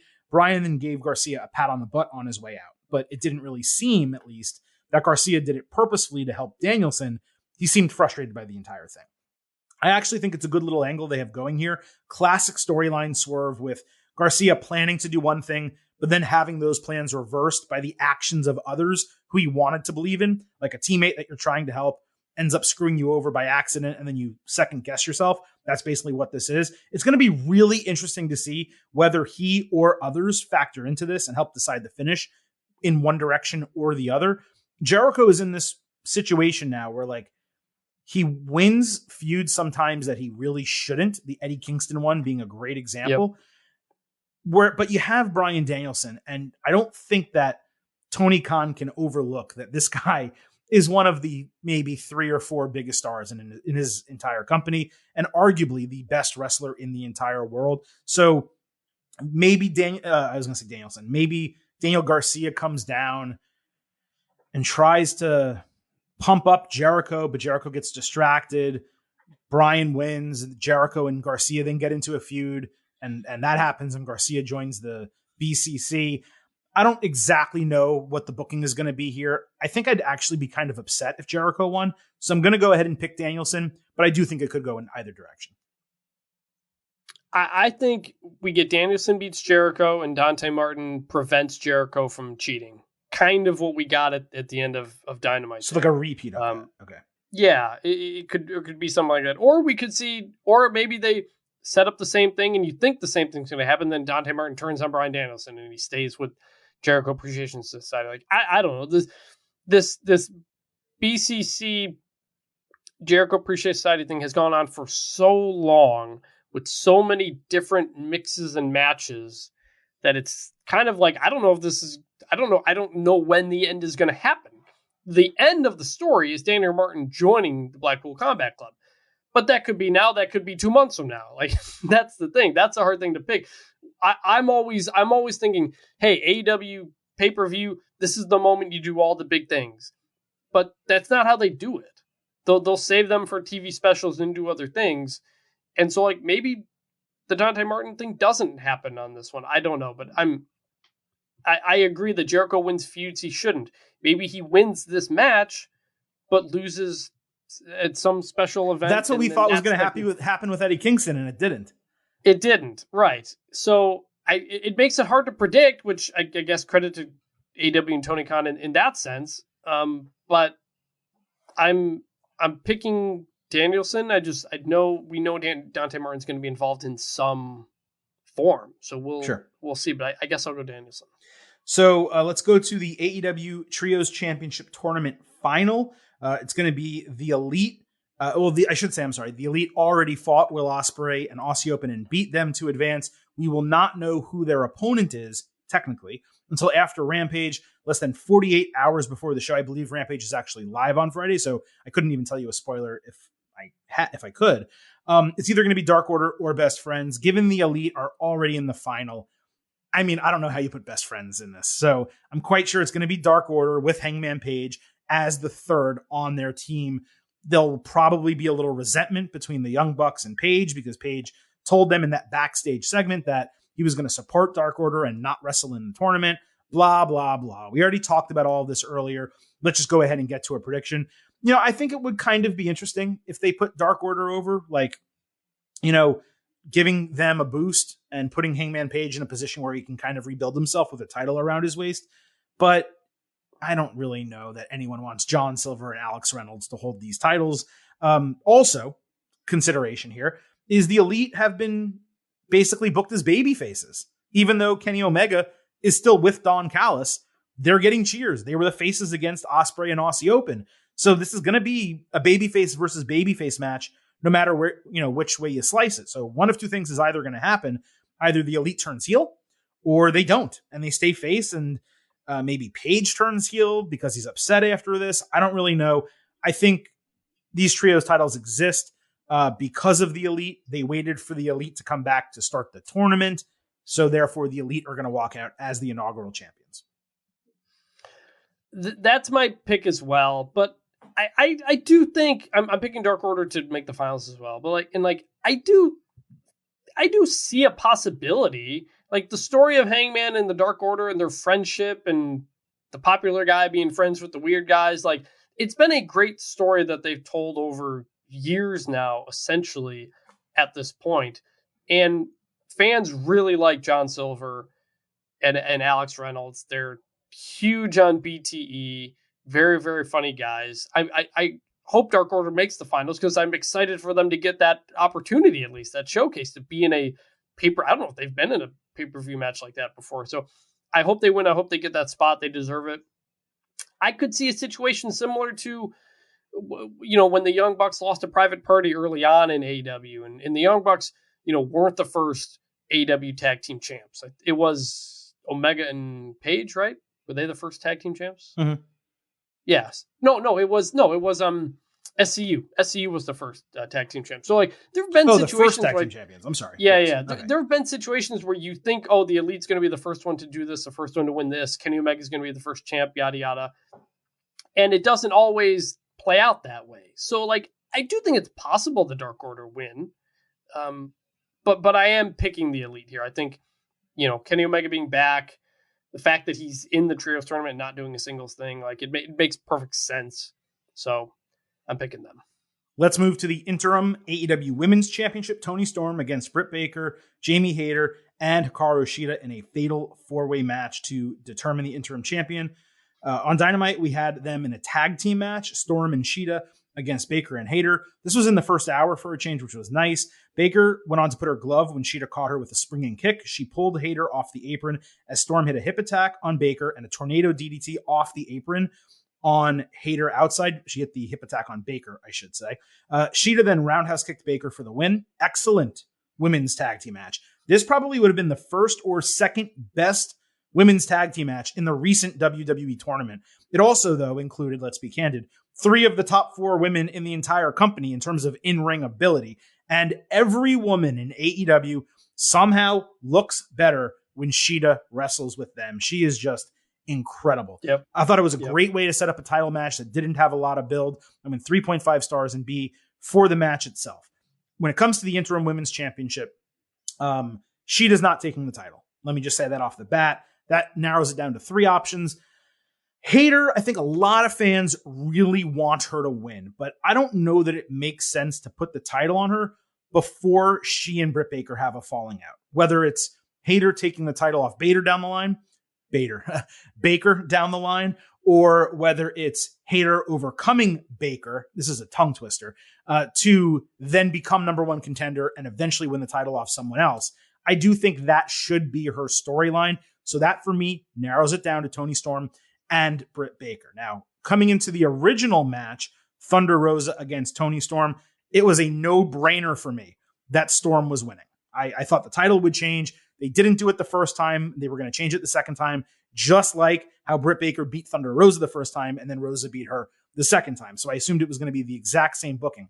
But I need to say, with the baby faces looking so dominant on the go-home, and Baker taking the fall in this match, it just kind of gave me that feeling of, well, maybe it's going to be Britt Baker winning the title, and then she goes against Thunder Rosa. Rosa beats her. Then Storm gets to fight Rosa and takes the title from her. That's not going to be my prediction.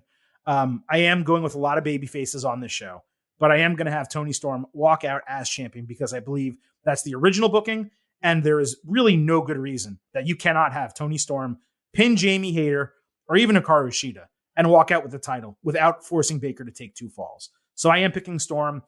Baker would be my 1B. If it was ranked choice, my order would be Storm 1, Baker 2. Make Toni Storm your champion. Finally, please, just do it. We've been talking about this all the time, and it's Months. just like they've just been waiting and not doing it. Just do it. The pick is Toni Storm here. Hopefully that was the original plan and they'll stick to it. But yes, I am terrified we're going to get another Britt Baker title run because, that would be Britt Baker is the Charlotte Flair of the AEW women's division, where it's just like, that they trust her and like her, and that in a pinch, they'll throw a belt on her or they'll give her a spot. And I think that's very, very, very, very possible. But I'm picking Toni Storm.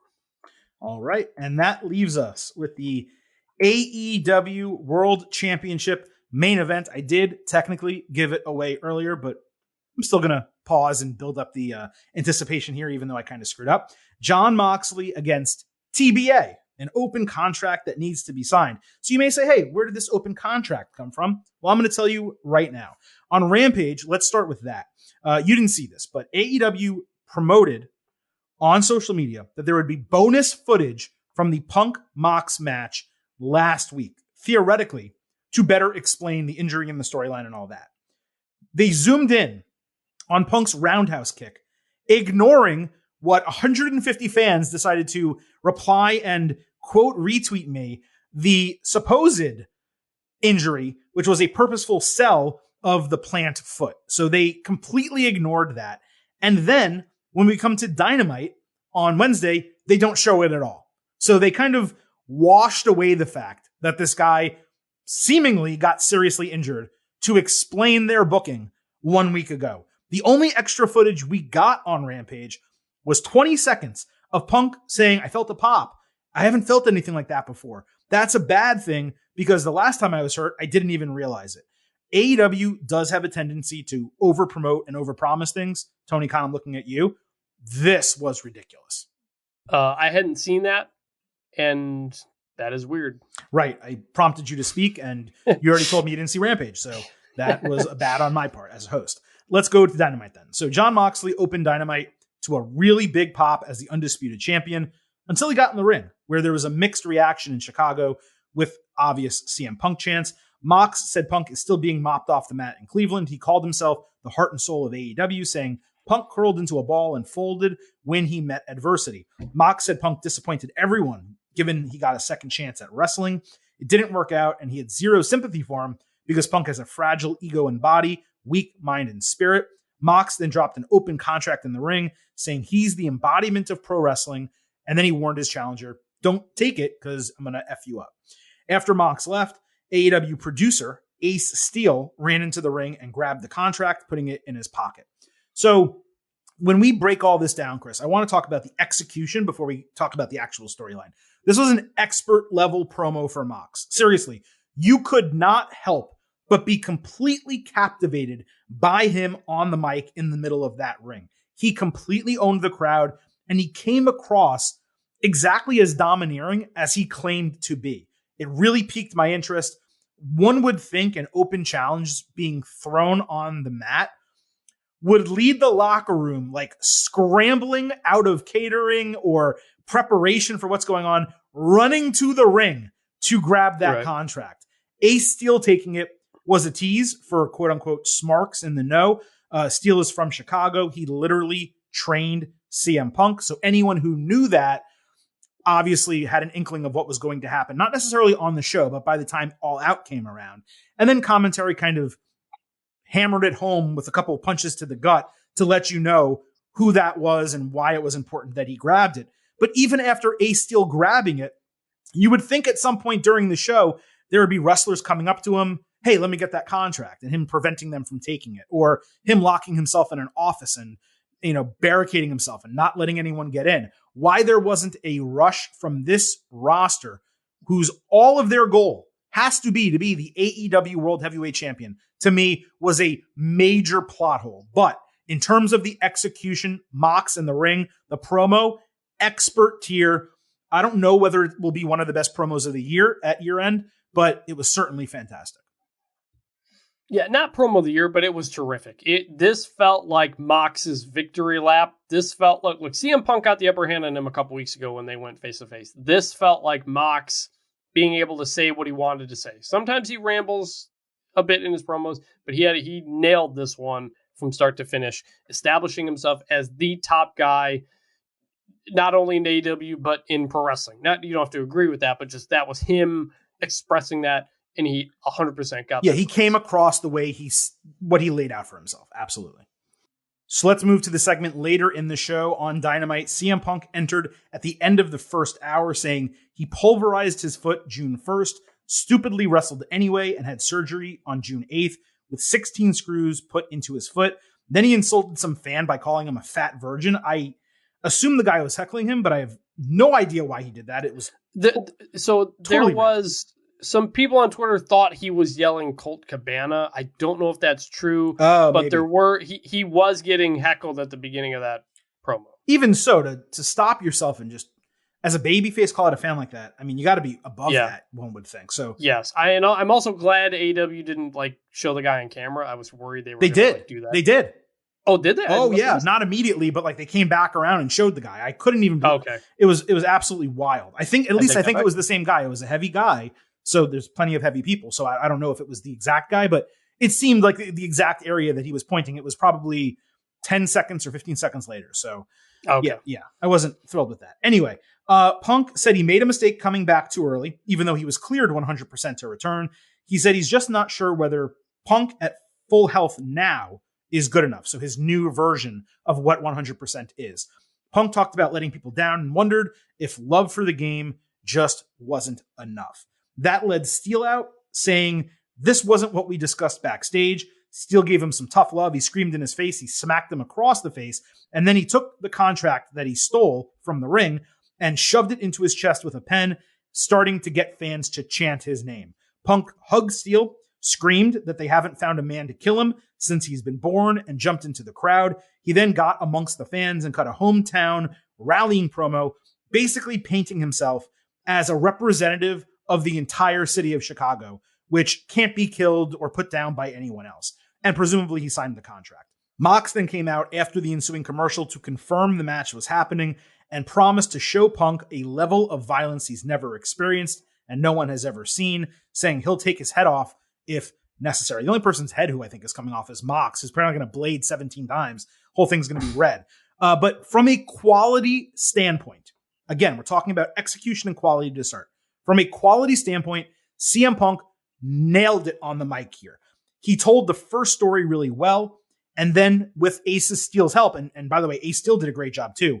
He whipped the Chicago crowd into an absolute frenzy. There is no doubt about that. Mox coming back out, I thought it was unnecessary, but he's so good on the mic, it's hard to argue with letting him talk more. But that's not really the question here. We will discuss the storyline in a moment. Before we get to that, I do want to at least give AEW credit for executing the plan that they created exceedingly well on Wednesday night. Yeah, they had a plan, they got to it, so credit to sticking with that. But so we're just talking about the CM Punk promo itself. We're talking about right? Mox's promo, Punk's promo, the execution, and how the crowd reacted to the entire thing in the moment, in a vacuum, is what we're talking about. By the end, yes, they got the home crowd, Chicago crowd there into it. But he was getting heckled and booed. Not booed, but a little booed, and like talked over during the beginning of his promo. Like, yes. Punk was trying to take them really low to then bring them up really high. Mm-hmm. But the crowd had no interest in going low with him because they didn't buy it. It was confusing for him to say he came back too early, maybe, but he's 100% and cleared. That was weird. But he didn't address the injury or what happened. Just that, yes, it hurt me and I didn't realize that that's how it's going to be now. Like, how did you not realize that? Didn't you train? Yeah, I don't know exactly what that meant. So he was trying to get low, try to be sad and somber. The crowd was not with him on it. They weren't doing it. And so the Ace Steel, but then when Ace Steel comes out and they do the Chicago stuff, crowd got really into it by the end. No denying that. They got them up to where they wanted to get up. The journey there was not the exact journey they wanted to take, so they got there. But I thought, especially the first half of Punk's promo was just corny as hell. Like, nobody believed it. These are all the smart fans in the audience, and we're trying to think, all right, like, did Tony Khan book you to lose because people were mad at you or because they wanted to change the dynamic going into this? Like, that's how they're thinking of it. Nobody believes that he's actually hurt, considering clearly that's where they were going to at this point. Right. So that was already gone. So it was a little convoluted in how they got to the end. They got to where they wanted in the end. That's fine. But you could have cut the second half of that promo, just use that and not done anything else you've done over the previous week.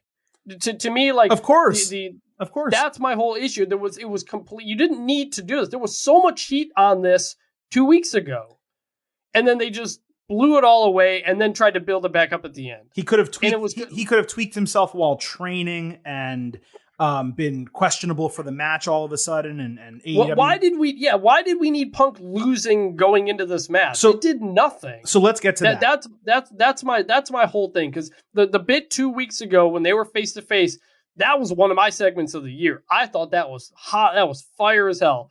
And then they just used it for a nothing match, and now they tried to build it back up. And I'm like, you wasted my time over the last 2 weeks. He could have done that same spot during the pull apart brawl, hurt himself during the brawl. Maybe someone rolls up on his foot. There's a million different things they could have done, skipping the middle part.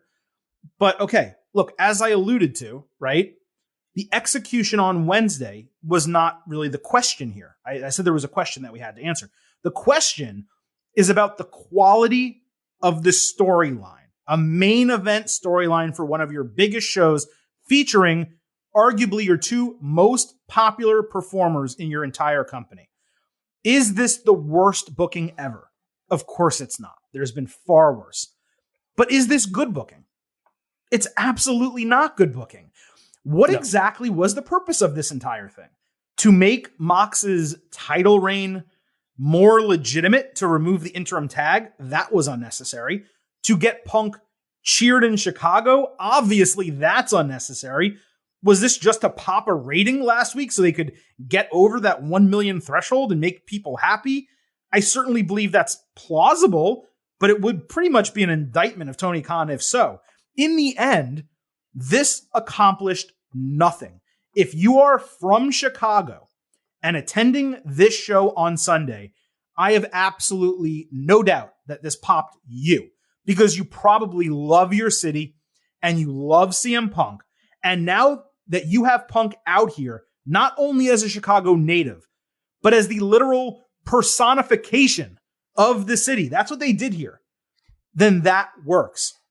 But if you're a fan from anywhere else in the country, did this really pop you? Or did you care more that a guy who sold a severe injury 1 week ago was not only uninjured, but 100% cleared again to compete for a title that he just lost in a 3-minute squash? This despite Punk being on the verge of retirement until someone you've never seen before, someone whose relationship with Punk was introduced to the live audience only 45 minutes prior, convinced him to change his mind. How many times do we need to get beaten over the head with CM Punk is from Chicago, Chicago loves CM Punk, Punk wins a title in Chicago? And even if you're going to do that storyline, it's something that should have been developed over 3 to 4 months, at least 4 to 5 weeks, okay? Not literally 1 week. Now, if there was another part to the entire thing, let's make believe this was WWE and MJF had the Money in the Bank briefcase. Punk goes through all of this, wins in Chicago, MJF's music hits. He makes that return. He cashes in. He becomes champion. He gets booed out of the building. People throw things at him. If something like that was on the table, okay, now you've accomplished something. But even if an MJF or let's say a Bray Wyatt shows up after this match, was this booking necessary to improve that potential surprise? Absolutely not. So again, Chris, unless you're a Chicagoan, this was overbooked, overly complicated, and forced. It was a circle that wound up in the exact same spot. I'm still going to order the show. I'm still excited to see a real Punk Mox title match, but that does not mean the booking was good, because it simply was not, even if it was executed well on Wednesday. And there are a ton of people out there conflating strong execution with quality booking. Those are two completely different things. This was quite the opposite of quality storytelling. Look, what's a bigger match going into a pay-per-view? CM Punk, who got squashed 2 weeks ago, is going to try it again? Or champion versus champion, who's the real AEW World Champion? Like, it's the second one. Like, Yes. There was so much heat and excitement for that first meeting. And then to do it that way, now we're only talking about it in smart terms. Like, oh, they wanted to book it because they wanted to do. That's not how you sell a pay-per-view. You sell a pay-per-view, like, oh man, here are the two biggest guys. They're both the champions. Who's the real one? Let's see it. Like, that's how you sell a pay-per-view. It's just a complete convoluted waste of time. I don't understand why they needed to. Why did they needed to make CM Punk the underdog in Chicago for some reason, as opposed to having him be the world champion and go into the match? Hey, it's his first match back. Does he still have it? We'll see. He's going up against Mox, who's on a tear. Like, that's the story. Like, I keep saying they just threw it away, but they really did. It was really a waste of time. I'm excited for the match. We haven't even gotten into our picks yet, but Right. It was really annoying to get back to the same spot. It was. It's a classic AEW overbooking situation. Yeah, and it wasn't one of those like, oh, they took us on a journey, and it may not have been the journey we wanted, but it ended up being really good and got us into a good spot. It wasn't. It was bad. It was bad booking, bad creative, not well done in terms of the thought out process of the entire thing. Congratulations on getting your rating 2 weeks ago. Maybe you're going to get another nice rating this Wednesday. But All Out better really deliver something if you want that trend to continue, because if it's just this match, and we'll talk about predictions in a minute, then I don't really know that it will be a big swing for them. Nick Flynn at nflynn_17, he wrote in, is it just me, or are they really doing a Clubber Lang Rocky storyline with Mox and CM Punk? First of all, I need to ask, have you seen the Rocky movies, Chris? Yes. Okay, do you know what he's referring to here? Yes, I haven't watched them in forever. I have to check. I have to check with you. Well, yes. That's an indictment on you too, because there should never be a period of time where you haven't, with the exception of Rocky V, there should never be a period of time where you can say you haven't seen a certain Rocky movie in forever. There should be constant. Look, there's a lot of movies. There's year. a lot of TV shows going on. It's hard to find time in the day. I am of the belief that every one of the Rocky movies except 5 should be viewed at least once per year, but that's fine. He said, I may be crazy. This is how it feels so far to me, minus the running in short shorts on the beach montage. But see, Nick, that's the difference in this. In that storyline, Rocky got beat down. He had to regain his confidence and train over a number of months to get back to the point where he was able to overcome this monumental obstacle in Clubber Lang. This happened in a week. That training montage is the exact difference between a good storyline and a bad storyline. And I'm not suggesting they should have done a 80s training montage. What I'm saying is the time period of training, regaining oneself.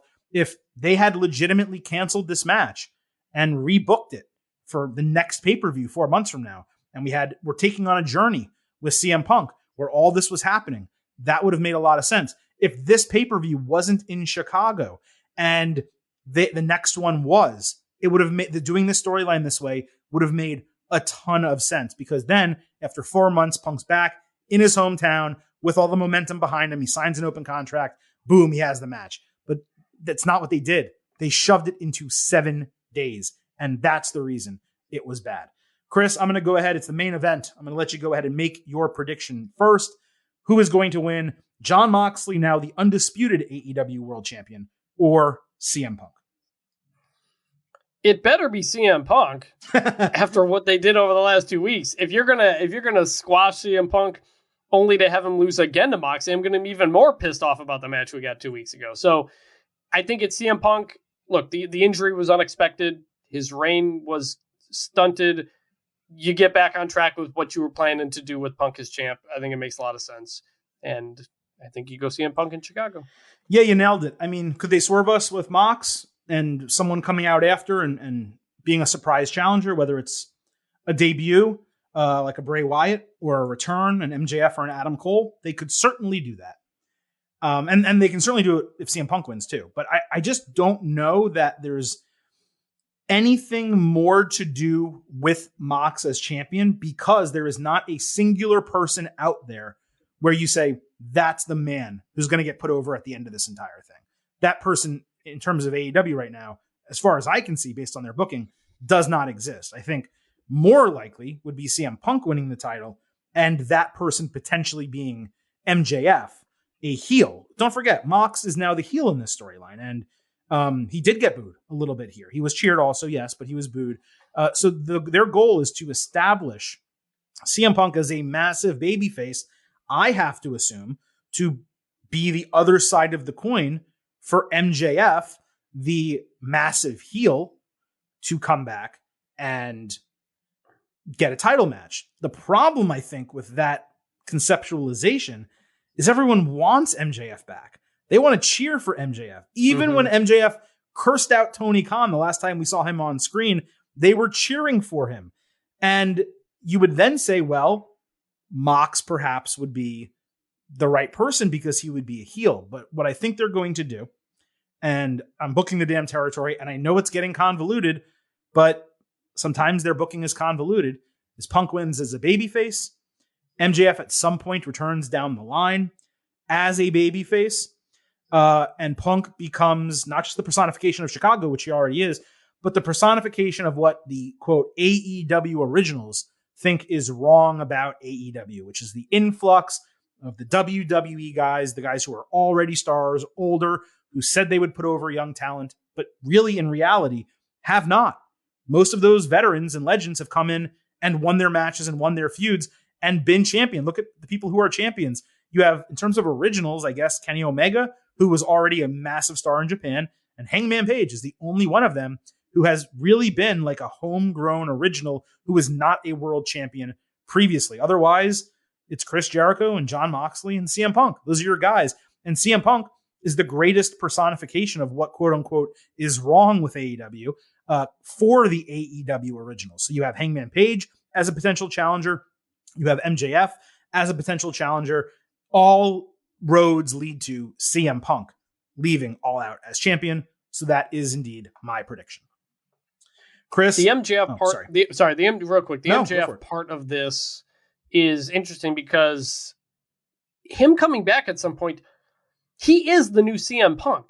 He literally did a pipe bomb and got cut off and left the company. Like it's the whole thing. You can tell the story of MJF versus CM Punk. Hey, I'm the new CM Punk. But they kind of already sort of did. They already did the story of MJF looking up to CM Punk in their relationship. I don't know if you can go back to that so quickly or not. MJF, I don't know when he comes back. I haven't really loved him being completely gone for so long, but I don't know. I'm still interested. He's going to be over massive when he gets back. He is, you want to talk about pillars. He's the real future foundation of the company. How much of the him and Tony Khan relationship stuff was a work and a shoot, we'll see, but he has to get the title at some point. I'd love for him to be the guy to take it off Punk, but again, we just did a Punk feud. Your idea of hating the WWE guys came over, talking about the AEW originals. It sounds like a maybe more successful version of the New Blood versus the Millionaires Club, going back to late stage WCW. But I don't want MJF fighting for a faction, fighting for something greater or whatever when he comes back. I want him fighting for him because that's what makes him great. I don't know. People are going to think, is he going to show up at the end of the show? So I'm curious if that happens or not. It's something to watch for. Absolutely. All righty. So that leaves us, I did forget to mention this earlier, but that leaves us with our pre-show expectation grade for AEW All Out as the only item remaining on this episode. A reminder, we will post a poll 1 hour before AEW All Out begins, basically at the start of 0 hour. You guys will be able to vote yourselves on your pre-show expectation grade. We, of course, will discuss that on the Instant Analysis podcast later in the evening on Sunday. Chris, whenever we do the pre-show expectation grades and even the post-show grades, I always let you go first. It is one of the few benefits you have here on the Getting Over Wrestling podcast. So let's go ahead and do that again. What is your pre-show expectation grade for AEW All Out? Well, first off, I thank you, AEW, for doing the show on a Sunday and not a Saturday. It makes it easier for me to watch as someone who's going to be doing college football. I'll be coming back from Atlanta on Sunday. We'll be home in time for this show. Look, there are some matches I'm really looking forward to, and a lot of matches I am absolutely not. I'm between a B and a B plus. And look, I always talk about needing moments to define a show. I'm picking a new world champion. I'm picking a new women's champion. So I'm going to say B plus. All right. I'm actually a step lower than that. I'm at a B. I think it's going to be a very entertaining show from an in-ring work rate standpoint, as AEW shows almost always are. But I think we've talked about it numerous times on this podcast. I need more than that. When I watch wrestling, I care about work rate. I give grades for matches sometimes, right? But I also want to be super, super entertained by storylines. I want to get taken on a ride.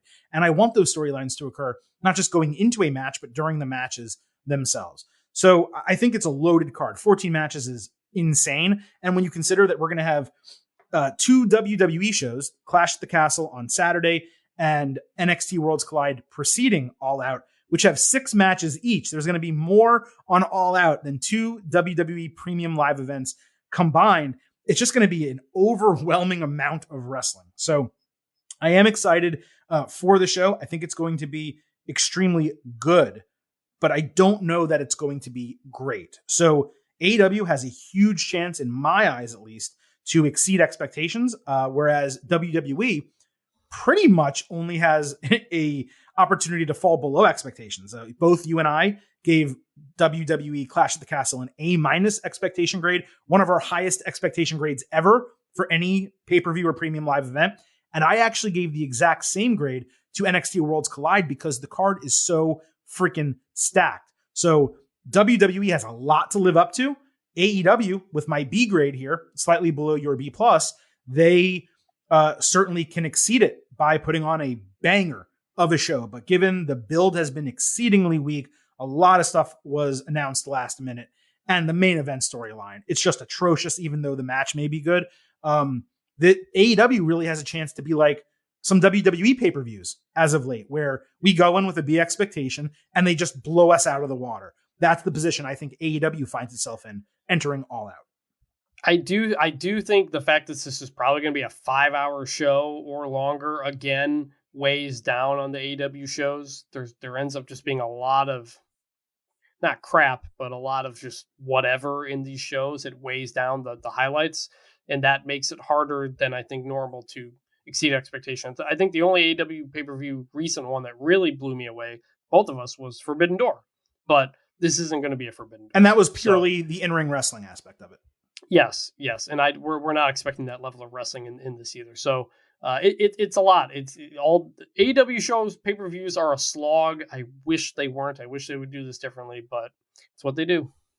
It is indeed. And this is what we do. They give you banger matches, maybe some lacking storylines, but the Silver King and Vintage, we give you banger ultimate previews and instant analysis podcasts for premium live events. So let me run down one more time what we've already done and what is still to come, already published on this feed. Now that you have completed listening to the show, we have a WWE Clash at the Castle Ultimate Preview. We break down every match, picks, predictions, and storylines going forward. NXT Worlds Collide Ultimate Preview. Same thing. Break down every match and storyline, picks, and predictions for what's going to happen going forward. We will be back on Saturday with our WWE Clash at the Castle instant analysis that will either happen as soon as the show goes off the air or perhaps in the evening, depending what actually goes down on that program and whether we can figure out a scheduling way for Chris and I to jump on the show at the same time. On Sunday, we will have an AEW All Out and NXT Worlds Collide combined instant analysis podcast. I can now tell by the matches that we just went over, we're going to have 20 matches to discuss on one instant analysis podcast. I will be as brief as we possibly can for that, but we'll have that on Sunday as soon as All Out goes off the air. And before both of those instant analysis episodes, if you follow us on Twitter at Getting Overcast, you will be able to participate in pre and post show polls, so you can give us your own grades that we will discuss on those instant analysis shows. But we will also have live pre-shows for you on Twitter Spaces ahead of WWE Clash at the Castle, NXT Worlds Collide, and AEW All Out all this weekend. So do not forget to follow us on Twitter at Getting Overcast, not only so you can participate in all of that, but so you can send us your thoughts, your questions, your comments on the shows that we will read live on the air. But in addition to following us on Twitter at Getting Overcast, please do not forget that the Getting Over Wrestling podcast It's all about the vibe. So head on over to Apple Podcasts and Spotify. Leave us a 5-star rating. On Apple, also leave a review. Let everyone know how much you love the show. Ratings and reviews matter so much to us. Thank you all for listening. We are going to take 24 hours of a break before we're back Saturday and then again on Sunday. Plenty more performance-enhancing audio for your ear holes coming up before the week is out. For Vintage Chris Vanini, this is the Silver King, Adam Silverstein, signing off and leaving you with just 3 final words. Bye for now.